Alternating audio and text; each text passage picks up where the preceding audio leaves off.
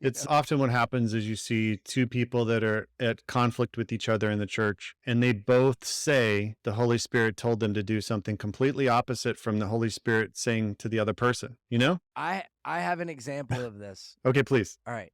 So I'm not going to name time frames or names, but there was someone who made a decision one time at a church that I was at that I had I'd entrusted to them an area of ministry. I had just had a meeting with them like a week prior to this event and said, hey, this is really where I feel God is taking this ministry. This is what I feel like the structure needs to look like. This is why I think the structure needs to look that way, because of what God is like telling me, what he's exposing in me, what I'm seeing exposed in our ministry here. And so this is how it needs to be moving forward. I want to go X amount of weeks like this so that then we can assess. The first week rolls around, dude does completely their own thing, doesn't do anything I asked in any of the time frame or any of the setup or any of the way that I asked. And the reasoning was the Holy Spirit was leading me in that direction. And I went, no, that's not how this works.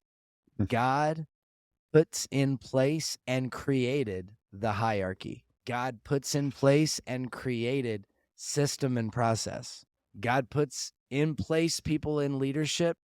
I then, with his guidance, entrusted you this area of ministry, and I, with his guidance, entrusted you to do this thing. And you can't tell me that it is a God-led decision to move away from all of that. So what you're saying in that moment is your Holy Spirit trumps my Holy Spirit, Yep. which essentially means your pride trumps trusting me. Yeah, we had to have a really tough conversation. Yeah.